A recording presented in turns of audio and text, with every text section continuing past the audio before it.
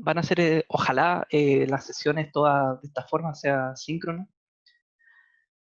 De todas formas, de no ser síncrono, yo les voy a avisar con anticipación. Esta no es el horario de ayudantía que está fijado, sino que, si no me equivoco, es el viernes. Sí, el viernes 1-2. Yo no tengo ningún problema con esa clave, o sea, más allá de que sea temprano, que en realidad no, yo creo que es lo de menos.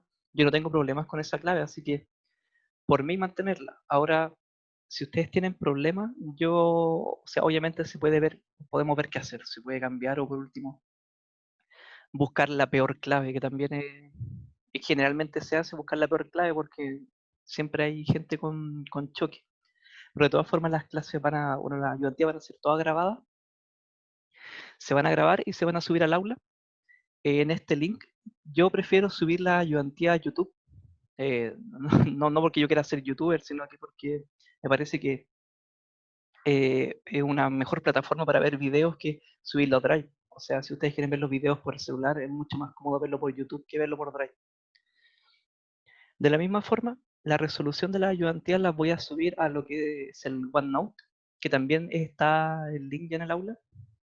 Eso se actualiza, bueno, yo dibujo y se actualiza, así que también es una plataforma que yo considero buena. Aparte que también pueden revisarlo sin problemas del celular, que también es importante dar la comodidad para que ustedes estudien. Bien, como no, ustedes saben, hay tareas y esas las voy a revisar junto a Danilo.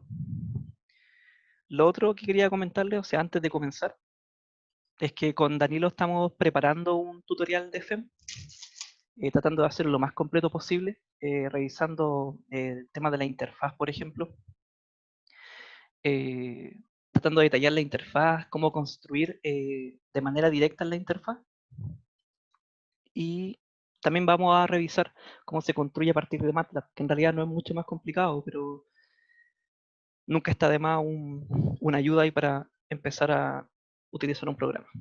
Yo creo que deberíamos estar subiendo eso esta semana para que lo puedan revisar. Y de todas formas, yo hice un tutorial, pero electrostático. En realidad se aplican solamente cambian algunas partes de los códigos, pero en realidad es lo mismo. Que igual pueden revisarlo. Si ustedes se meten en los videos de ayudantía, pueden revisar en ese canal que creé. Está el tutorial del semestre pasado que quizá igual les pueda servir. Ya, ¿hasta aquí alguna duda? ¿Algo que quieran agregar antes de comenzar la sesión? ¿Algún comentario?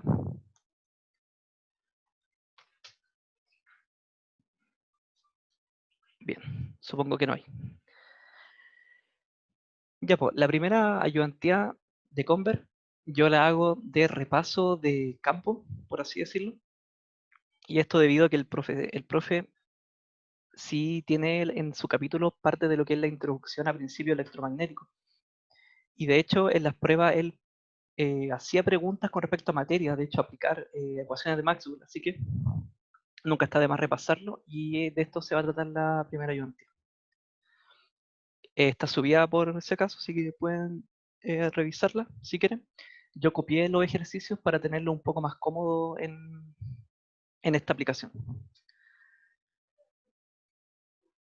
Así que vamos a comenzar ahora. Ya, como general, por así decirlo, quiero partir de inmediato a lo que son las ecuaciones de Maxwell generalizadas. ¿Qué quiere decir eso? Donde yo puedo aplicar lo que son campos que son dependientes del tiempo. Entonces, yo tengo, por ejemplo, la ley de Gauss para el campo eléctrico, que nos dice que, de manera general, la divergencia de lo que sería la densidad de campo eléctrico va a ser igual a la densidad de carga volumétrica que va a poseer el cierto objeto con el que estamos trabajando. ¿Sí? No olvidemos que para este caso, densidad de campo eléctrico es igual a la permitividad por el campo eléctrico.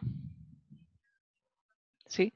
Y de la misma manera, esta permitividad va a ser igual a una permitividad relativa y la permitividad del vacío. Normalmente se trabaja con la densidad, ya que en la realidad y lo que van a ustedes ver después en máquina y dentro del curso, van a ser aplicaciones a superficie. Generalmente magnética, no tanto eléctrica. Así también tenemos la ley de Gauss para campo magnético, que nos dice que la divergencia de la densidad del campo magnético es igual a cero, lo que nos indica que no existen monópolos magnéticos. ¿Sí? O sea, ustedes siempre van a encontrar en la naturaleza dos polos magnéticos juntos, ¿sí? Norte y sur. Después tienen lo que sería la ley de Ampère, que nos dice que el rotacional del campo magnético va a ser igual a la densidad de carga más la corriente de desplazamiento, que para el caso diferencial se define de esta forma. Ahora, algo importante de esto es que para las aplicaciones de máquina eléctrica, tanto rotativas como fijas, ¿cierto? Transformadores, motores, las frecuencias de trabajo normalmente son bajas. Entonces, si nuestras frecuencias de trabajo son bajas, normalmente este término de acá se va a despreciar. ¿Sí? Así que para lo general del curso, tanto máquinas como este término de aquí no se utiliza. Hay un ejercicio en la diapositiva del profesor donde ustedes pueden notar que en realidad lo que va a aportar la corriente de desplazamiento es muy baja. Así que normalmente esto no lo vamos a considerar. Y por último, la que sí vamos a considerar harto, ¿sí? ¿Alguien? Hermana, una pregunta. Sí, dime. ¿En qué momento sí se va a considerar esa corriente de desplazamiento? Mira, normalmente si tú estás trabajando en frecuencias muy altas, se utiliza, pero como normalmente los fenómenos, o sea, cuando trabajamos con máquinas, transformadores, las frecuencias rondan los 50 a 60 Hz. A lo más llega uno, pasa los 100 cuando está realizando algún tipo de accionamiento, donde hay que variar la frecuencia, ahí normalmente uno está en 100, 120 Hz, entonces para estos rangos de frecuencia no se utiliza, no lo van a ver, De este rango no lo vamos, o sea, durante este ramo no lo vamos a usar. no se va a usar. Ya, bueno, gracias. Así que tranquilo, esto normalmente son aplicaciones más electrónicas, ¿cierto? Donde tenemos antenas, tenemos que transmitir a frecuencias muy altas, o sea, no sé, yo creo que 100.000 Hz quizás, 10.000 Hz, frecuencias que son altas, ahí sí tiene un aporte lo que sería la corriente de desplazamiento. Para este curso vamos a considerar que sí. Bien, y por último, eh, vamos a revisar lo que es la ley de Faraday. Esta sí se ocupa harto y se va a ver harto en temas de transformadores y tienen que tratar de repasarla si pueden, si tienen dudas con eso o preguntar, donde nos dicen que el rotacional del campo eléctrico va a ser igual a la tasa de cambio del campo magnético y el menos por la ley de Lenz, o sea, en realidad nos dice normalmente que lo que implica es que la polaridad o la polarización que se genera es inverso.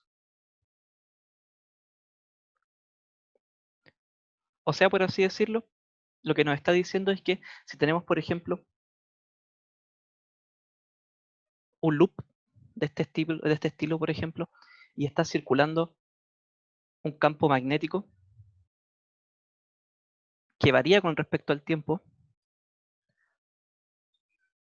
esta variación va a generar un campo magnético dentro de la espira.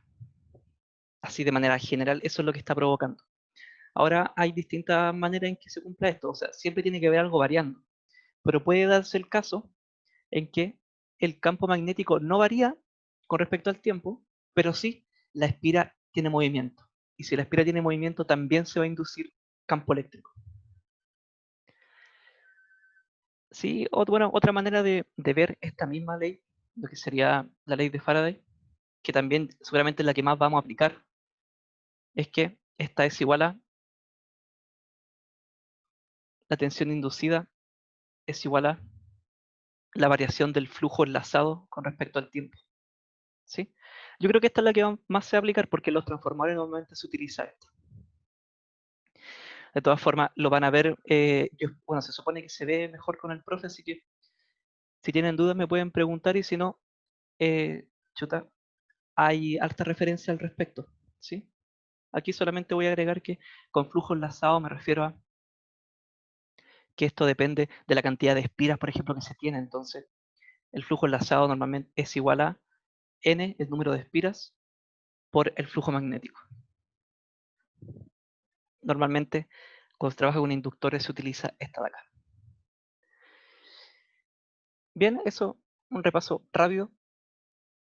Si tienen dudas, yo recomiendo que... Una pregunta. No, esta materia debería estar dominada de campo, ¿sí? Obviamente por distintas razones. Bueno, yo cuando llegué al curso no la tenía dominada tampoco, así que... Pero yo les recomiendo que lo repasen de todas formas porque por lo menos tienen que entender bien estas tres. Las últimas tres, o sea, la ley de Gauss para campo magnético, ley de Ampère y la ley de Faraday, ¿sí? Traten de repasarlo, no se calienten la cabeza porque normalmente las aplicaciones igual son específicas, así que no es necesario aprenderse toda la generalidad, pero obviamente nunca está de más entender bien cómo funcionan las cosas. El profe lo tiene que pasar, sí, de hecho van a ver si revisan su PPT tiene ejercicio al respecto, así que por eso es importante pasarlo, además que puede preguntarlo, o sea, claro, hay tareas, pero va a haber una prueba al final y posiblemente entren aplicaciones de fenómenos electromagnéticos, o sea, aplicaciones de las ecuaciones. ¿Sí? No sé si te respondí la pregunta, Paul.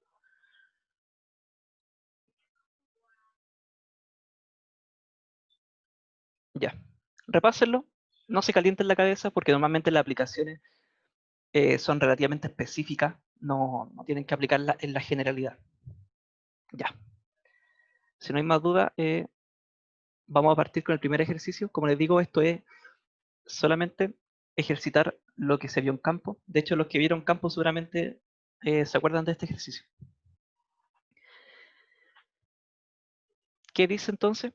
Bueno, a mí me gusta porque en realidad es una aplicación que si ustedes ven máquinas y después si quieren meterse más en el mundo de las máquinas, se habla de esto. Entonces, por eso me gusta este ejercicio. Dice que el motor eléctrico, muestra en la figura 1, posee un campo magnético dado por la expresión que está acá. ¿Sí? Está definido en coordenadas cilíndricas. ¿Sí? Así que, de todas formas, para que no hayan como diferencias, voy a poner cómo voy a considerar yo las coordenadas cilíndricas. O sea, con qué figura, por ejemplo, con qué constante. Si tenemos, por ejemplo,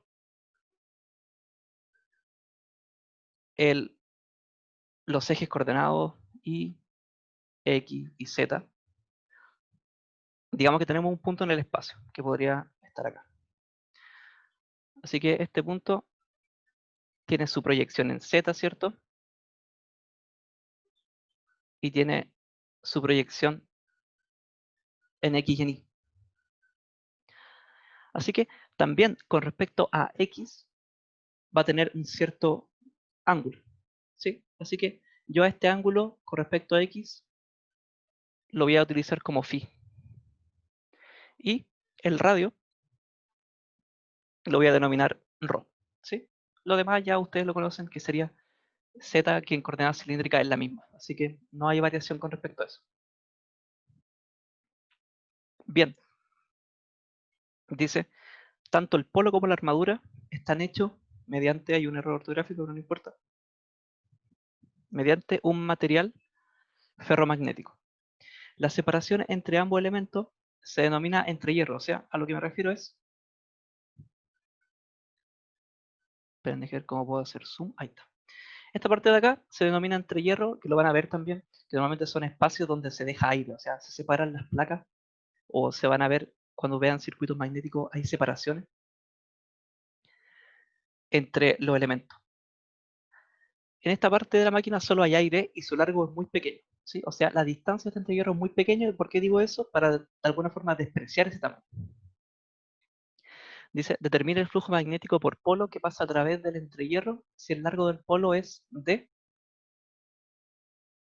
y el radio de la armadura es R igual a 10 centímetros. Bien, este ejercicio en realidad no es complicado. Me están pidiendo entonces el flujo que pasa desde la armadura hasta el polo. Sería entonces todo el flujo magnético que circula de esta manera, de acá para acá. Eso es lo que me están pidiendo. Ese flujo magnético que va a circular, pero también circula así. En general, circula de manera cilíndrica. Por eso yo lo denoto de esta manera. Eso es lo que me están pidiendo calcular en este caso. Así que sabemos entonces, o lo primero que tenemos que entender es la definición de lo que sería flujo magnético. El flujo magnético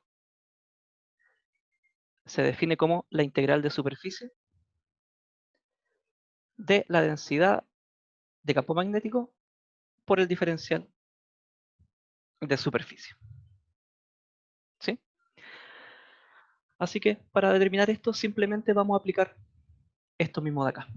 Vamos a tratar de construir los términos y luego simplemente vamos a resolver la integral. Así que B lo tenemos, o lo podemos obtener, ¿cierto? Sabemos que la densidad de campo magnético es igual a la permeabilidad por el campo magnético, lo que es igual entonces a la permeabilidad relativa por la permeabilidad del vacío. ¿Cómo creen que tiene que ocuparse este término para este ejercicio? O sea, la permeabilidad del vacío se va a utilizar, pero la permeabilidad relativa, ¿cuál tiene que ser?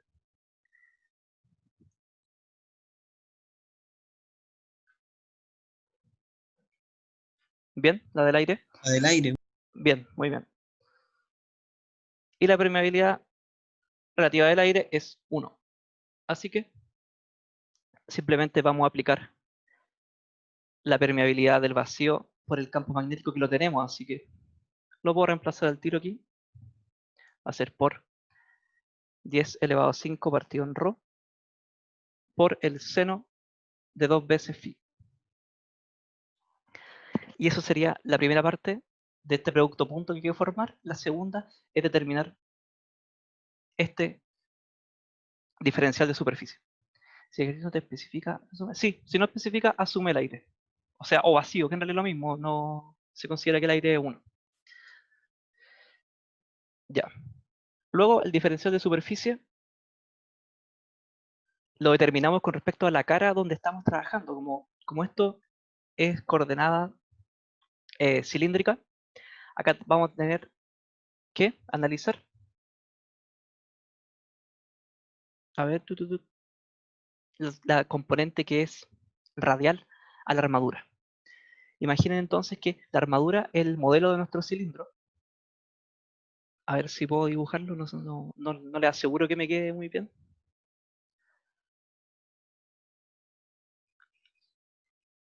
Voy a copiar esto de acá.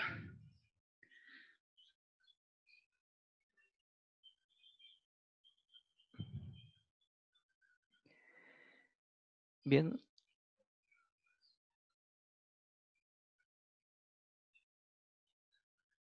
Sí, por si acaso, a mí me gusta detenerme a explicar esto, no sé, de todas formas, yo cuando lo vi, cuando yo vi estas cosas, sentí que me lo explicaron un poco rápido, por así decirlo, y nunca lo entendía bien, así que trato de detenerme en estos detalles, en cómo llegar a las cosas, a menos de que ya de verdad sea sencillo. Por ejemplo, digamos que tenemos las coordenadas cilíndricas dadas de esta manera.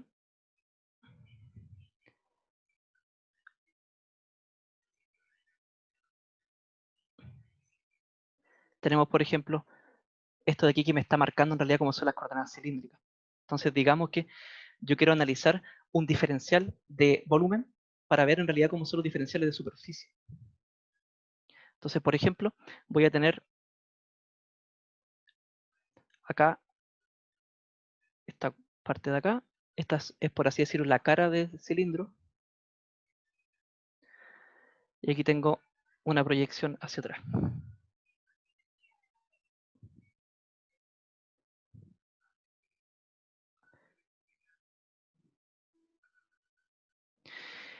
Traten de ver esto como una porción de lo que serían las mismas coordenadas cilíndricas.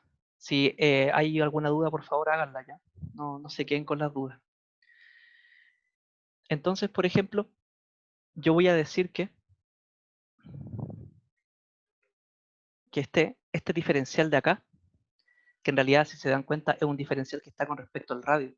Así que yo digo que este de acá es mi DR. Esta parte de acá. Vamos a dar con otro color. Este es mi diferencial de radio. Perdón, diferencial de radio. Este de acá va a ser mi diferencial que está relacionado con un movimiento angular.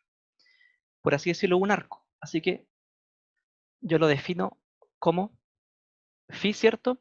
Pero recuerden que para calcular el arco, ustedes multiplicaban la cantidad angular por el radio. Así que yo a esta parte le agrego lo que sería el ρ. ¿Sí? Y por último tengo este de acá, que sería la altura, que sería mi diferencial de z. Entonces, si ustedes pueden ver, esto de aquí está justamente en dirección del radio, así que lo que yo necesito es la cara que está justamente en dirección del radio. Recuerden que el radio, como coordenada, apunta hacia acá, ¿cierto? Esa es mi dirección del radio. O sea que justamente lo que yo quiero buscar es esta cara. Es un vector que se produce en esta cara. ¿Y cómo calculamos Disculpa, eso? Sí, dime. disculpa una consulta. ¿Por Sí. qué sale el robo en el de phi? ¿En el diferencial de phi? Ah, ya. Porque, ¿te acuerdas que si tenemos, por ejemplo, un ángulo y tenemos un cierto radio, este arco se define como el ángulo por el radio? ¿Sí? Ah, sí, sí. Entonces, si yo tengo un diferencial ahora de ángulo, entonces mi diferencial de arco va a ser de alfa por R. Por Ah, eso. ya entendí. Vale, Ya, gracias. eso. Entonces, este diferencial es el que necesitamos ahora, que va a ser el diferencial de superficie, de esta forma, y se compone justamente por la multiplicación de esto. Así que sería ρ por dφ por dz. Y esto está en dirección de ρ. Eso. Así que este de acá va a ser igual a...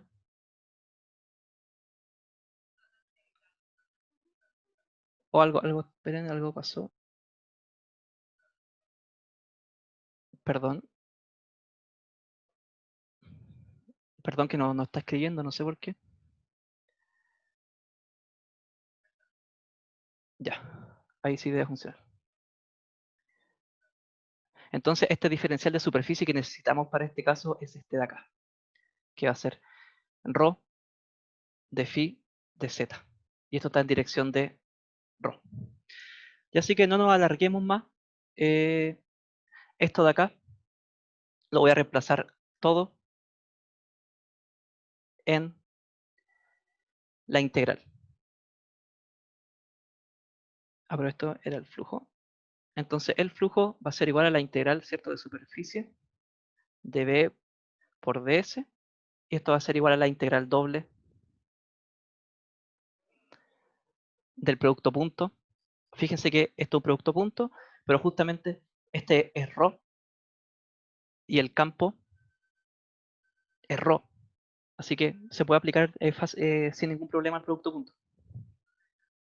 Así que esto va a ser igual a la permeabilidad del vacío por 10 elevado a 5 partido en ρ por el seno de 2 veces phi. Y esto entonces por el diferencial, que ya lo calculamos, que sería phi rho de phi por dz. No, sí, dz sí. Así que el ángulo está definido por justamente lo que está escrito acá, así que la cantidad angular va a variar desde 0 hasta 50. Lo voy a escribir al tiro en radianes. Y z va a variar desde 0 hasta la distancia del cilindro, que es d. Que eso está aquí. 20 centímetros. 0,2. Bien, Bueno, así que... Bien, así sí, queda... ¿Aló? ¿Si alguien sí, está una hablando? pregunta. Sí, dime. Sí, para la unidad de los ángulos, ¿tiene que ser siempre en radianes o da lo mismo si está en Eh, grados, radianes? o sea, creo que formalmente es radianes, pero si ustedes tienen la calculadora y van a evaluar el seno del ángulo, lo pueden hacer en grados si está la calculadora en grados, sin ningún problema. Ah, bueno, vale, gracias. Ya, así que me queda esta integral que ya no, en realidad no es difícil de resolver. Voy a simplificar los ρ.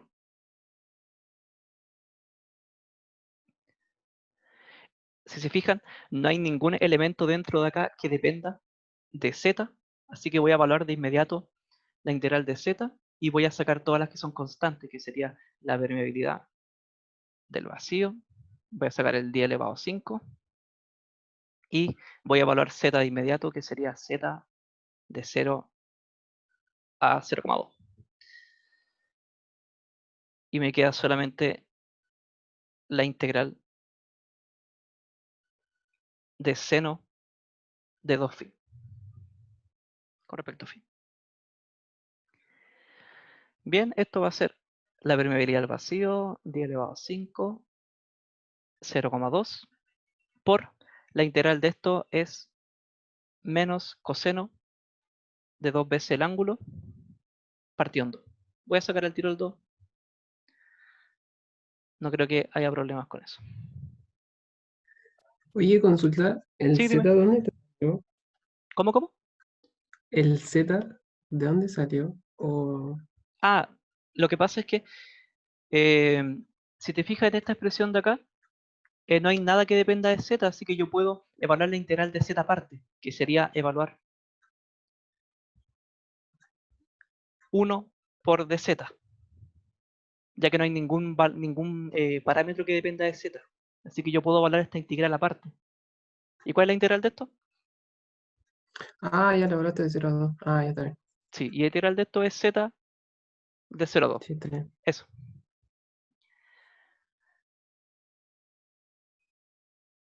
Ya. Esta cuestión se evalúa de 0 a 50 pi 180.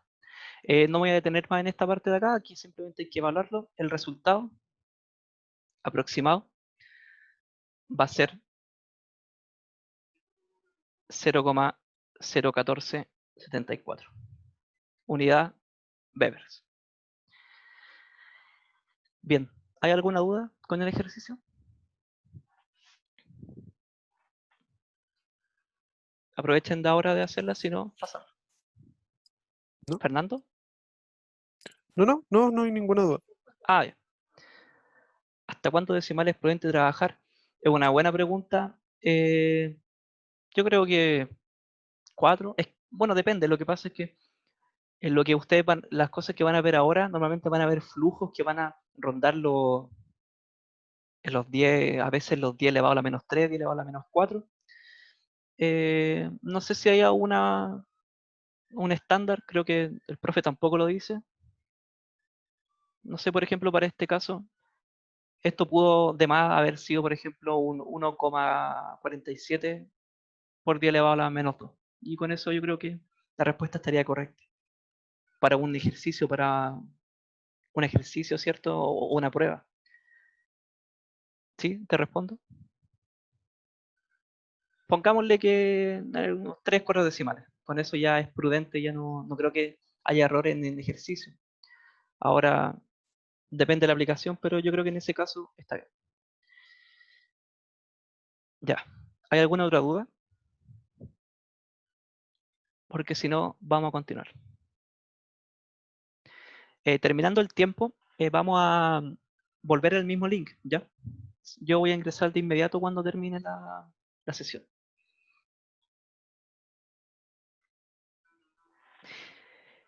Bien, el ejercicio 2, yo lo elegí porque recuerdo que en una prueba de Comer el profe puso un ejercicio relacionado a esto, a lo que son corrientes que circulan en láminas conductoras, que de hecho fue algo que yo no había visto, entonces evidentemente lo tuve mal en la prueba porque no lo pude hacer en el tiempo que tenía la prueba.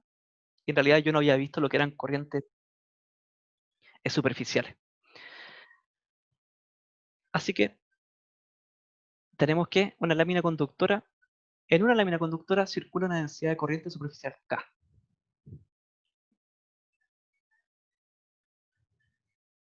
O sea, esa que está ahí. Si esto está circulando en esa dirección. Tomando como referencia el camino dibujado, me refiero entonces a este de acá, que está con flechitas azules. Los verticales, o sea, los segmentos verticales, son cortados justo en la mitad por la lámina. Quiere decir eso que tanto la parte de acá como la de abajo miden a medio. Me pide entonces determinar el campo magnético que produce la lámina. Ya.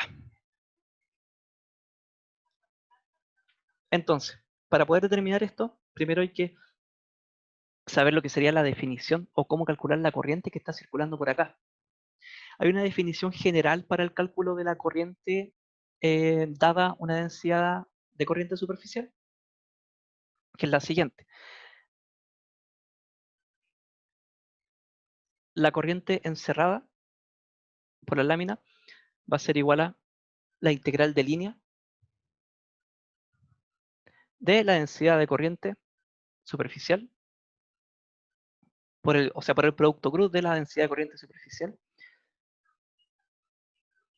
por un vector normal con respecto a un dl, que podría ser una línea. En este caso, vamos a aplicar esta definición al problema que estamos viendo aquí para poder calcular la corriente encerrada. ¿A qué me refiero entonces con normal? El componente normal va a ser normal a la superficie, o sea, va a ser algo que va a apuntar de esta manera, perpendicular. Pero voy a tratar de hacer un poco mejor. Esta de aquí es mi componente normal. La K se muestra entonces como está.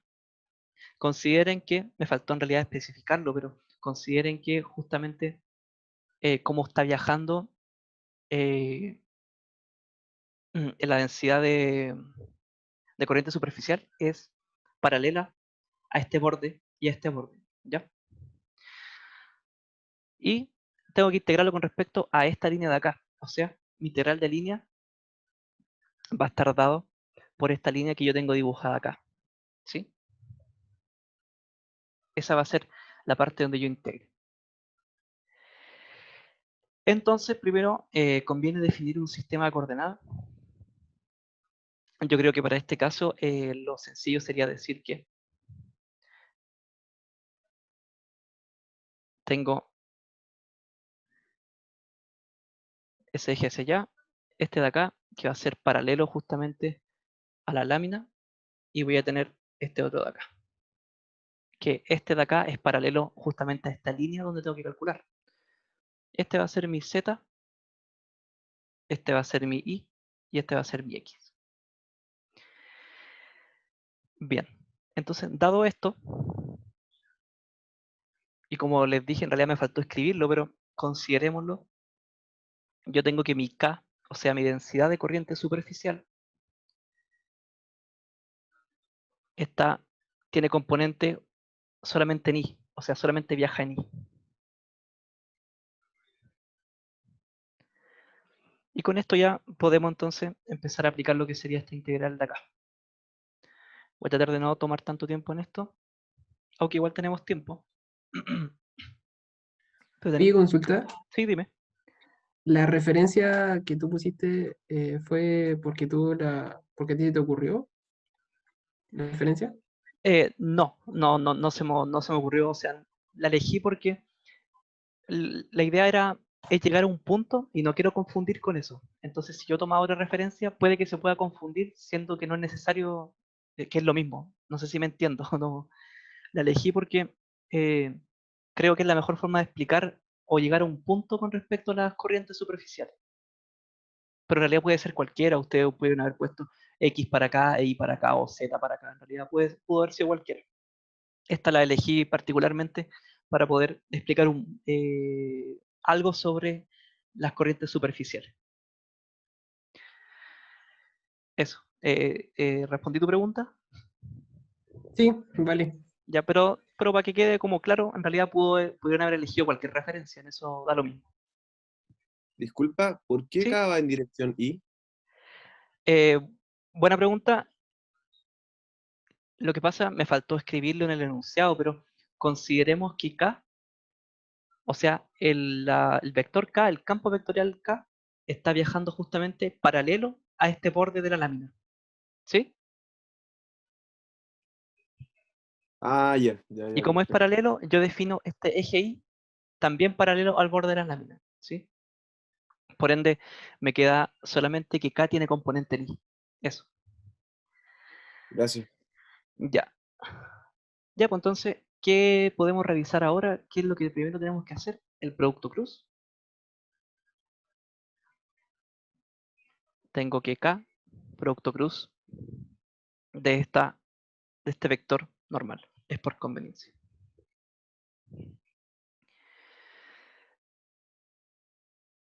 Bien. Queda menos de un minuto para cerrar, así que voy a cortar la sesión ahora. Reingresamos de inmediato al mismo link. ¿Ya?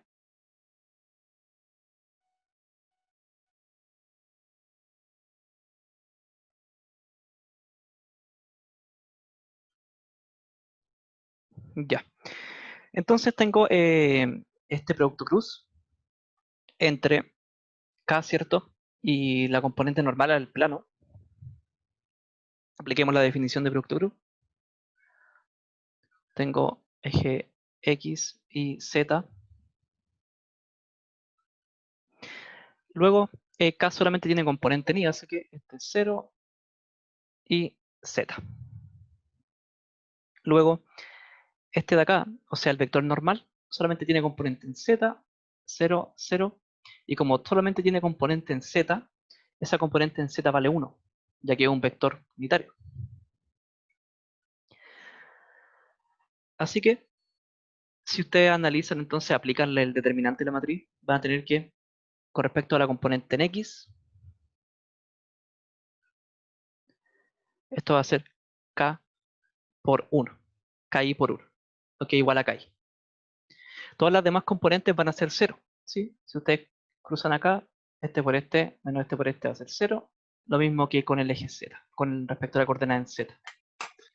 Y consulta, ¿por qué ¿Sí? en el Z iba un 1? Lo que pasa es que el vector n es un vector unitario y solamente tiene dirección en Z. Por ende, por definición de vector unitario, la única forma de que ese vector justamente sea unitario y esté en esa dirección es que valga 1. Para que si tú analices el módulo entonces del vector, va a dar justamente 1. Ya, vale, eso era. Gracias. Ya. Ya, pues entonces, aquí está el producto cruz. Vamos a la integral entonces. Tenemos que la corriente encerrada va a ser igual a la integral de línea de este valor de acá, que sería KI, dirección en X, por DL. Ah, me faltó ver el DL. Bueno, como les dije, el DL está viajando en esta dirección, en esta línea, porque yo estoy calculando la corriente que encierra esta línea. O por así decirlo, la corriente que está pasando por esta línea. Y esta línea tiene dirección solamente en X. Así que este diferencial de longitud va a ser solamente el diferencial de x con respecto a la coordenada en x. Así que voy a incluirlo de inmediato acá. Esto va a ser de x en x, y esto era un producto punto. Así que me quedaría KI por x, o por dx. Y ahora solamente tengo que delimitar x, que sería el tamaño de esta línea, o sea, el tamaño de d. Y el tamaño de d es d solamente. Así que esto va a ir de 0 a d. Y resolviendo esta integral, entonces voy a tener que KI por x de 0 a d, lo que es igual a KI por d. ¿Cuál es el punto de esto? Es que si ustedes van a, o les piden calcular en otro momento una corriente superficial, considerando todas estas particularidades, ¿cierto? De cómo circula esto y cómo es la línea que atraviesa, ustedes pueden dejarlo todo en términos de esta expresión de acá, sin tener que resolver toda la integral de línea de su definición. Normalmente esta expresión de acá ustedes pueden utilizarla. Bien, me están pidiendo el campo magnético, así que para hacerlo vamos a aplicar ley de Ampère. Si hay alguna duda con esto, me dicen. Sí, ¿cómo fue lo último que dijiste? Acerca de llegar y no tener que aplicar la integral. Bien, tienen que cumplirse obviamente ciertas particularidades. En este caso, que el vector k, ¿cierto? Puede ir es perpendicular a la línea donde tú estás calculando, y esta línea también no tiene ninguna, por así decirlo, el camino que está tomando es uniforme también, o sea, el campo que está viajando es uniforme y está cruzando por esta línea y es perpendicular a esta de acá. Ahora, si tiene, por ejemplo, un manto que tiene curvas, por ejemplo, tiene, no sé, pareciese, tiene ciertos montes, o el K depende de, no es uniforme, ahí sí tienen que aplicar directamente esta definición. De momento, todo esto es uniforme y es perpendicular, también es perpendicular al vector n, así que para estos casos se puede llegar a aplicar esta fórmula de acá. No sé si se entendió, igual puede ser un poco complicado quizás, pero quedemos en que tiene que ser uniforme y tiene que cumplirse las perpendicularidades con respecto a la línea donde estoy calculando. Ya, gracias. Ya, Felipe Valenzuela pregunta, tengo duda por qué dl es igual a dx. Ya, de manera general, el diferencial dl se define como dx en x más dy en y más dz en z. Que la idea entonces es aplicar la integral de línea con respecto a todo, en todas direcciones, por así decirlo. Entonces, para este caso, yo estoy calculando la integral de línea con respecto a esta línea punteada que está acá. Y esta línea punteada que está acá solamente tiene, si te fijas, componente en x, porque está justamente perpendicular a mi componente en x que definí desde un principio. Entonces, dado esto, que es perpendicular a eso, o sea, que es paralelo, perdón, que es paralelo, o sea, está en la misma dirección, en la componente tanto en y, que sería esta, va a ser 0, y la componente en z también va a ser 0. Luego solamente voy a tener un dl que va a tener componente en y. ¿Me dices si se entendió, porfa? Andrés, Sí, dime. ¿por qué la integral de la corriente encerrada al final es solo K? ¿O es un error de notación, no? ¿Solo K por D? Ah, me equivoqué. Ah, vale. Faltó el I, ¿no? Sí, faltó el I. Perdón. Gracias Vale, igual vale. por decir. Ok. Ya. Ya, si no hay más dudas, sigamos. Ahora lo que voy a hacer es aplicar ley de Ampère.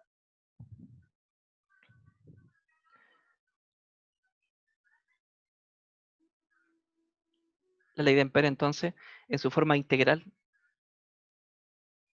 dice que la integral de línea cerrada del campo magnético es igual a la corriente encerrada. La corriente encerrada la tenemos.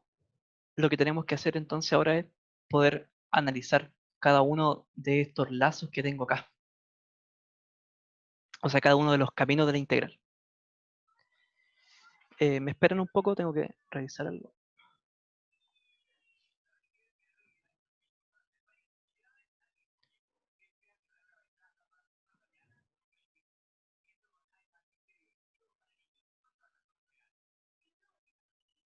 Ya. Entonces voy a analizar la integral de línea para todo este camino que se marcó acá. Voy a definir entonces que este camino es 1, por ejemplo, así para mantener un orden. Este es 2, este es 3 y este de acá es 4.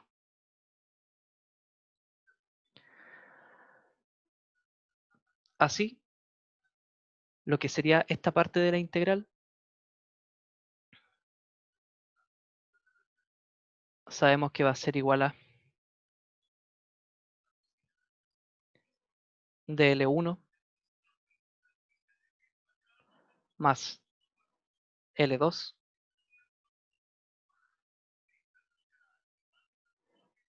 más L3 más L4.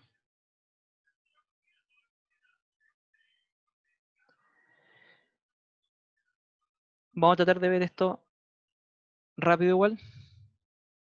Vamos con el primera parte, 1, que sería justamente esta parte de acá, esta línea de acá.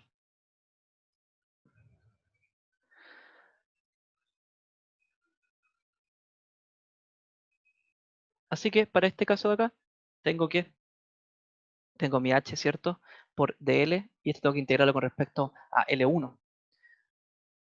Entonces, para este caso de acá, dado la forma en que va a tener el campo magnético, este va a estar justamente en dirección de esta línea. Esta línea está dibujada porque es el loop amperiano que se dice, que es la dirección que va a tomar el campo magnético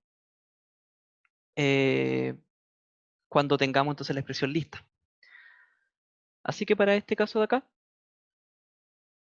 voy a aplicar esto. Aquí hay un producto punto, así que yo puedo decir que h por dl por el coseno del ángulo entre ellos, y dl va en esta dirección y el campo magnético también va en esa dirección, así que yo digo al tiro que, como está en la misma dirección, este ángulo de acá es 0.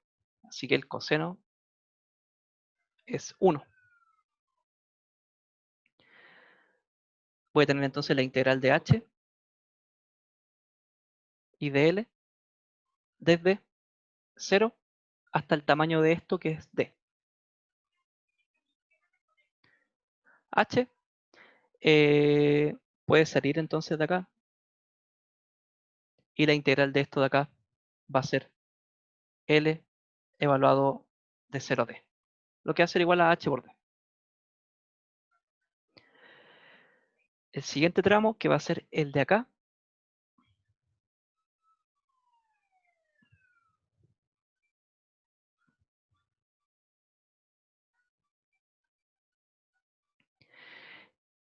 si se fijan, este tramo de acá, lo más probable es que no haya, o sea, no es lo más probable, o sea, efectivamente, en este tramo de acá no debe haber campo magnético, dado la dirección que tiene con respecto al plano, ¿sí? Eso se cumple tanto para este lazo de acá, esta línea de acá, como para esta línea de acá. Y eso se puede, creo que puedo tratar de demostrarlo para que se entienda mejor. Se puede revisar por la ley del Biot-Savart. Lo voy a anotar acá.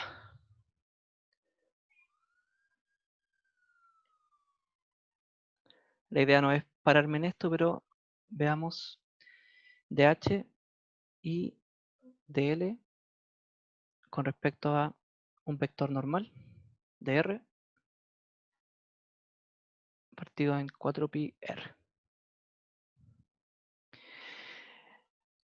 Bien, tomando en cuenta que yo puedo tomar componentes, ¿cierto? Pares o superficies de esto, yo podría, por ejemplo, considerar este espacio de acá y un espacio que es su complemento en otro lado, o sea, considerando de que yo estoy dividiendo esto en la mitad. Puedo tomar su complemento. Entonces, por ejemplo, si analizamos cómo afectaría o qué produciría esto, este movimiento de acá, o qué produciría la corriente en esta parte de acá, por la regla de la mano derecha ustedes pueden ver que en un punto de acá, lo que va a hacer esto es indicar una componente de campo magnético hacia allá. ¿Sí? Lo mismo pasaría con este. Lo que aplicaría entonces esta de acá es generar una componente de campo magnético que va a ser en esta dirección. Entonces, si se fijan, tomando estos pares complementarios del plano, tendría una dirección de campo magnético total en esa dirección. O sea, justamente en la misma dirección que en la línea. ¿Sí? Díganme si se entiende eso. Entonces yo podría hacer este experimento con todos los pares, por así decirlo, iguales. Y si yo analizo las partes esquinas, o la esquina,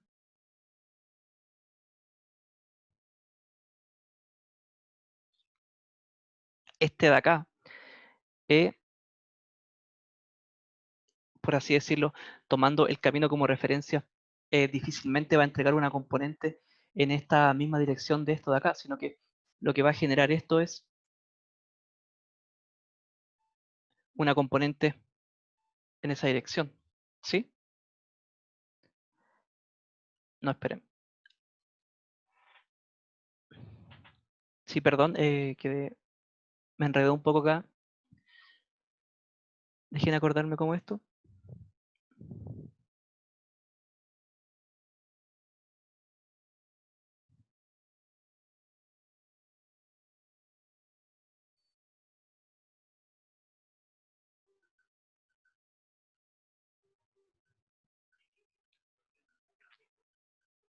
Ya, si alguien lo ve, me dice, de todas formas, como es repaso, si alguien ve alguna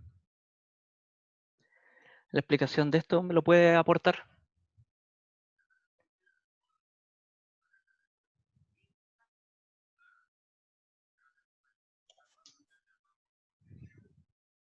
No es porque está perpendicular a la placa. Perpendicular, claro, pero por ejemplo, este valor de acá, ¿no aportaría a esta parte de acá? Mm, Porque claro, yo igual lo pensé, o sea, puedo considerarlo de inmediato como que, como está perpendicular, en realidad esta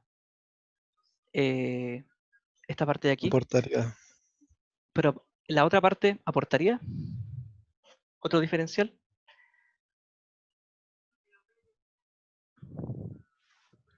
Según yo, las partes laterales deberían anularse, ¿no? Sí, yo también.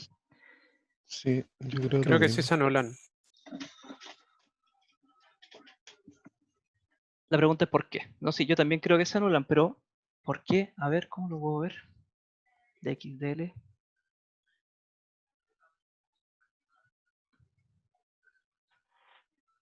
Sería H por DZ. ¿Cómo? ¿No sería H por DZ? H por DZ. Lo que pasa, hermano, es que estáis haciendo condición de frontera. Entonces, la parte, si dividís el lado derecho y el izquierdo como justo a la mitad, la parte de arriba se va a eliminar con la de abajo, en ambos lados. Por eso se anulan. Bien, excelente, tenéis toda la razón. Excelente. Esta de acá no va a complementar esta de acá, pero si yo analizo entonces el lado completo, lo que está generando este campo con respecto a eso se va a ir anulando. Se va a anular justamente considerando la integral completa de acá hasta acá. O por así decirlo, no se está aportando campo magnético a estas partes de acá, dado justamente la dirección que tiene esta línea, o este path, o bueno, le llaman path en inglés, pero en realidad es este segmento, eso. Bien, ¿se entiende o no? Díganme porfa. Sí, yo sí Ya. lo entendí. Entonces para la parte 2, perdón el retraso, sí, no. Para la parte 2, yo considero de inmediato, tengo un análisis de la curva y la componente en h va a ser 0. Entonces, mi integral entonces no va a aportar nada. La 4 igual. La 4 igual, bien. 3. Sería esta línea de acá. Vamos a aplicar lo mismo.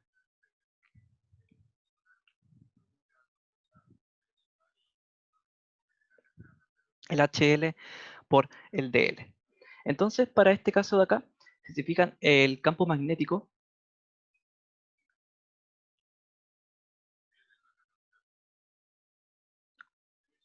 en esta parte de acá apunta hacia acá. Y dado mi sistema de referencia, esa dirección de aquí es negativa. Por lo tanto, la componente de campo magnético en esta parte de acá va a salir y va a ser negativa. Y el DL, ustedes ya saben, lo puedo aplicar directamente en esta línea. Y de acá sería desde D hasta 0. Quedaría entonces L desde D hasta 0 para seguir la dirección, lo que me daría menos D. Y para la parte 4 pasaría lo mismo. Así que para esta parte de acá,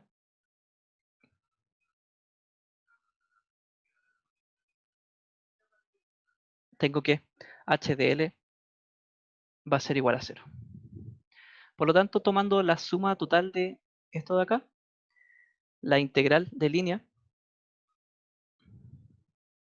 va a ser igual a HD por más, bueno, más 0, y más este de acá, que en realidad eso es HD. Y eso va a ser igual entonces a 2HD. Y la ley de Ampere entonces es igual a la corriente encerrada, que esa va a ser la que ya calculaba anteriormente, que es el KI por D.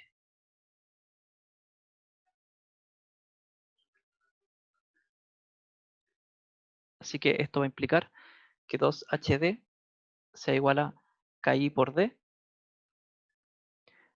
Los D se anulan. Tengo que la magnitud del campo magnético va a ser igual a KI partido en 2. Y este sería el resultado. Bien, ¿hay alguna duda con el ejercicio?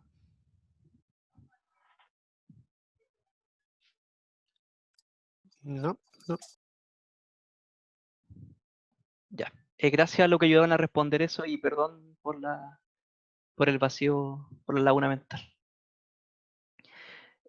¿Cómo estamos con el tiempo? Nos quedan 5 minutos. Vamos a revisar lo que podamos del otro.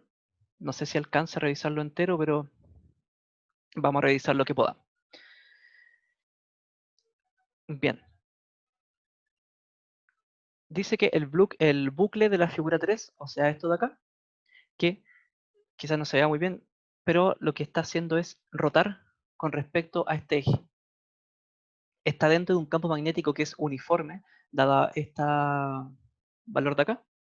Dice que si el borde de C del bucle corta las líneas de flujo a la frecuencia de 50 Hz y el bucle se encuentra en el plano IZ al tiempo t0, me pide determinar la tensión inducida para tiempo igual a 1 milisegundo y la corriente inducida para el tiempo 3 igual a milisegundos. 3 milisegundos.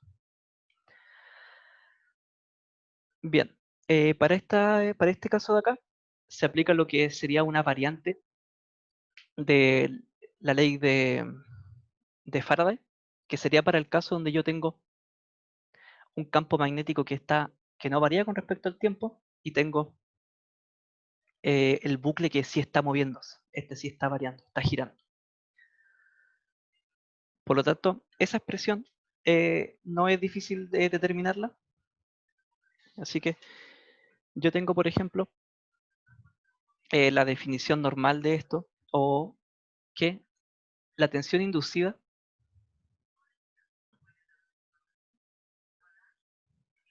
es igual a la integral de línea, ¿cierto? De L con respecto a dl. ¿Sí? Entonces, lo que se hace aquí para poder determinar ese desplazamiento es utilizar la fuerza de Lorentz,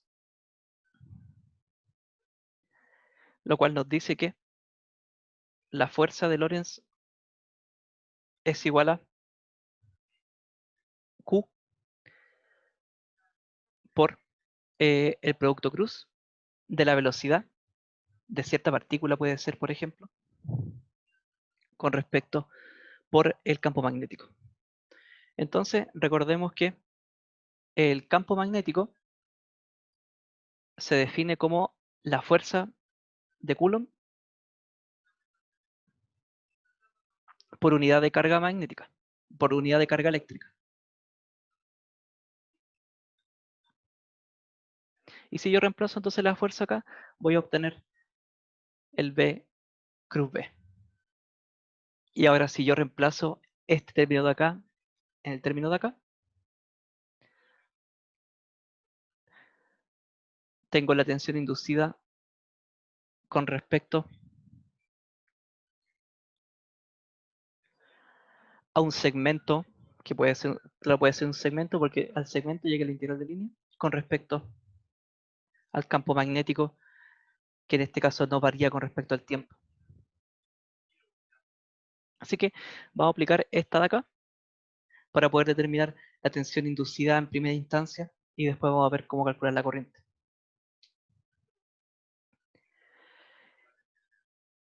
Bien, entonces voy a hacer lo mismo que los casos anteriores, voy a tratar de ir construyendo lo que sería la integral. Tengo que mi dl, voy a hacer acá, está solamente en la dirección de z, ¿sí? Porque me piden en dc, y para la línea dc, o sea esta de acá, esta solamente está en dirección de z. Por lo tanto, mi dl va a ser igual a dz en dirección de z. Luego tengo que tratar de analizar lo que sería la velocidad, el término velocidad, y el término velocidad para el caso de acá lo puedo considerar como la definición de la velocidad tangencial.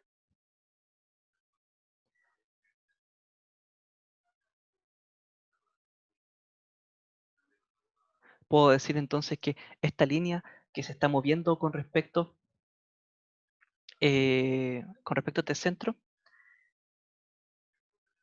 posee una cierta velocidad tangencial.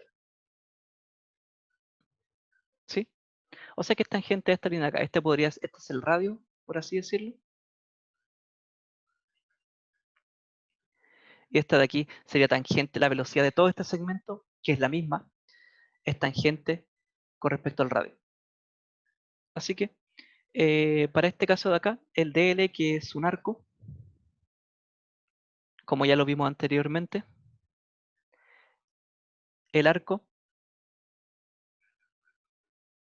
se define como el radio con respecto a un diferencial de ángulo.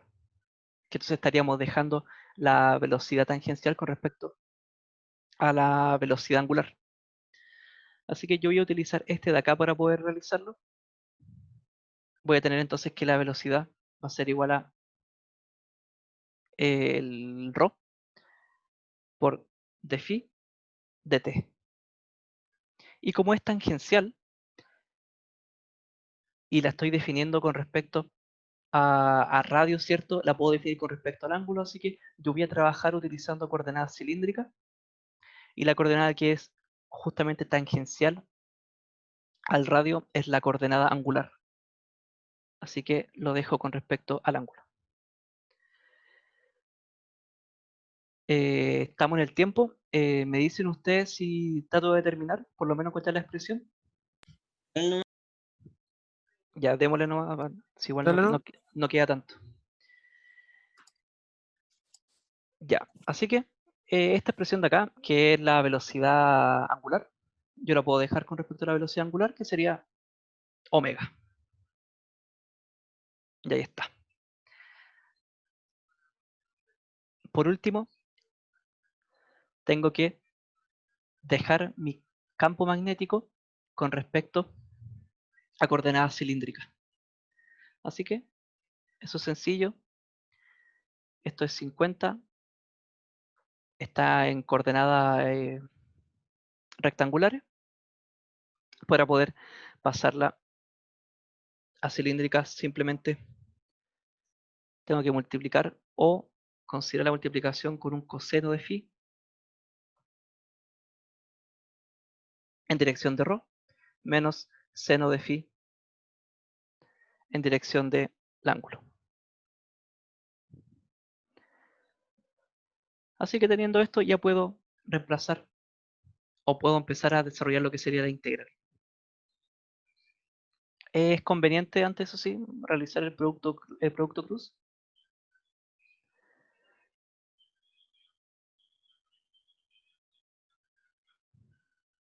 Entre estos dos. Esto sería ρ, phi, z. Así que B solamente tiene componente en phi.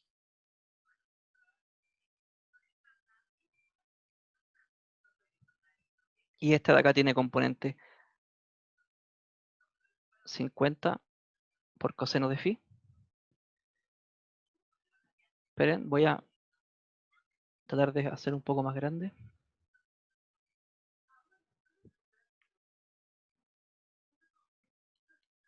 Este es 0. Este es PW.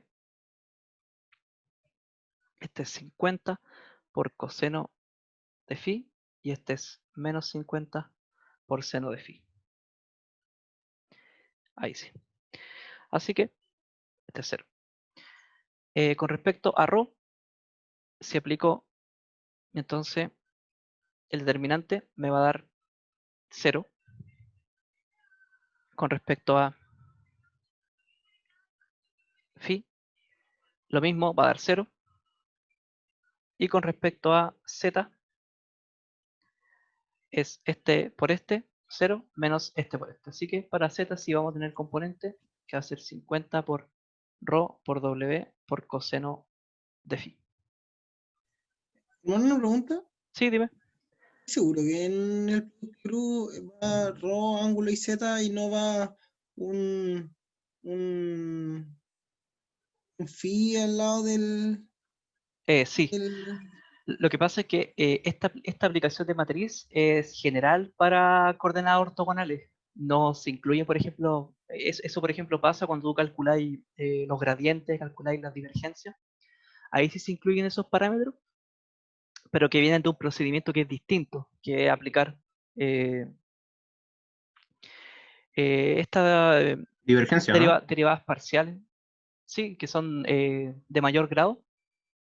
En esos casos, dada su definición, se van a ir apareciendo parámetros para poder determinarlo, pero esta de acá, que es un determinante de una matriz que es general para cualquier coordenada ortogonal, en este caso no se aplica.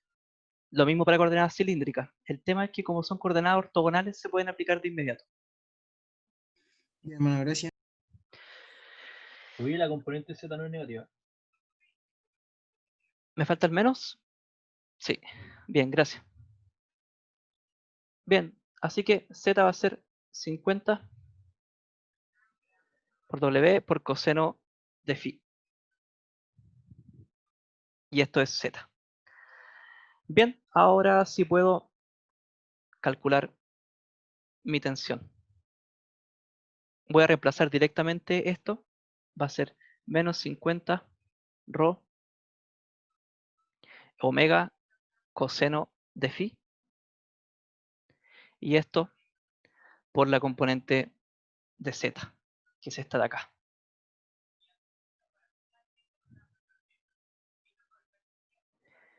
Y esto lo integro con respecto a la línea, que sería de 0 hasta el tamaño, que serían 0,3.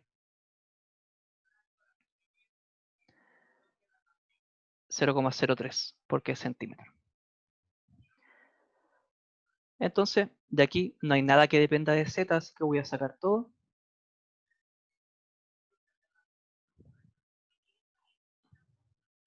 Y esto va a ser por z evaluado de 0 a 0,03. El valor de ρ es el valor radial, es un valor fijo, y es justamente la distancia de A hasta B, que es 4 centímetros.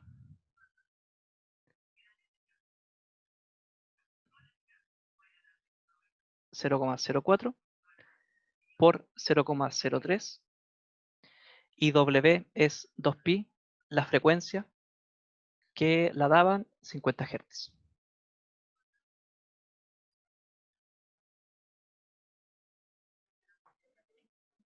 Y aquí tendría la expresión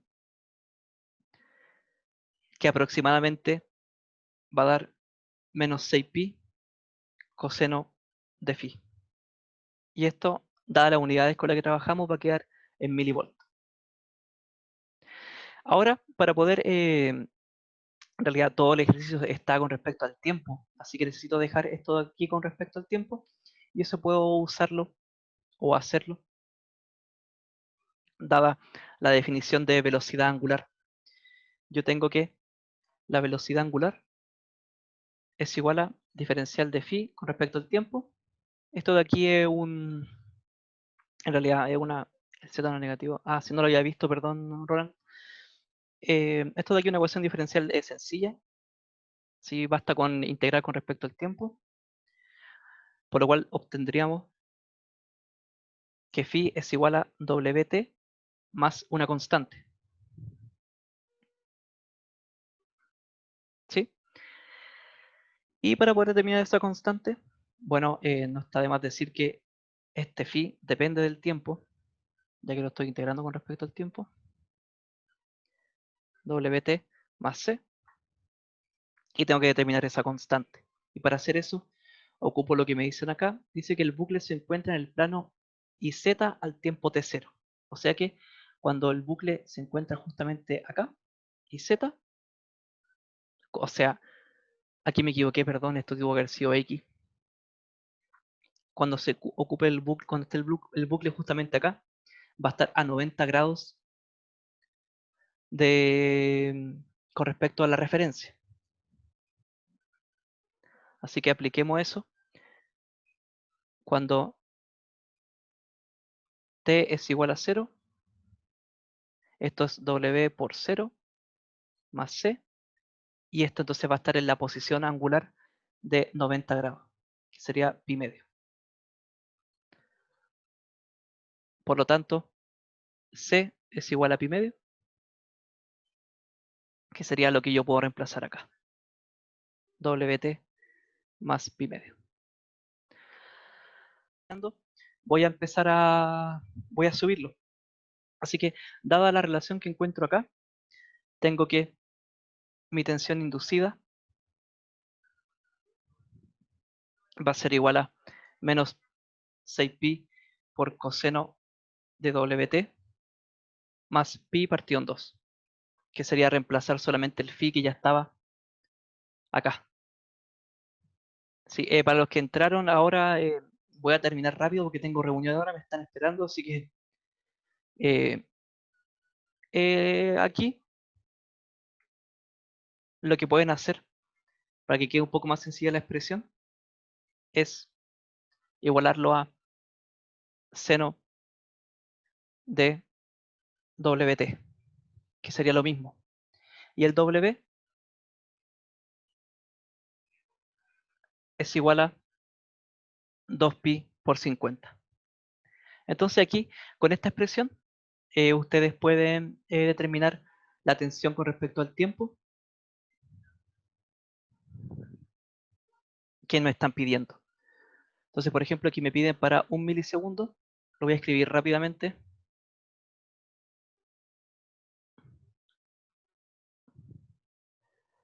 Y eso va a ser igual a, reemplazando 6 menos 6pi seno de 2pi por 50 por 1 por 10 a la menos 3. Esto les va a dar aproximadamente 5,825 milivolts. Y para determinar la corriente, hacen lo mismo. Solamente tienen que considerar ley de Ohm. O sea, esta presión de acá, que de hecho tienen su valor acá, que sería 0,1 ohm. Me tengo que salir, así que nos vemos en la próxima sesión. Cualquier duda me escriben ya. Así que estén bien y gracias por asistir. Nos vemos, Gracias. gracias. Nos Chao, vemos, chao. cuídate. Chao.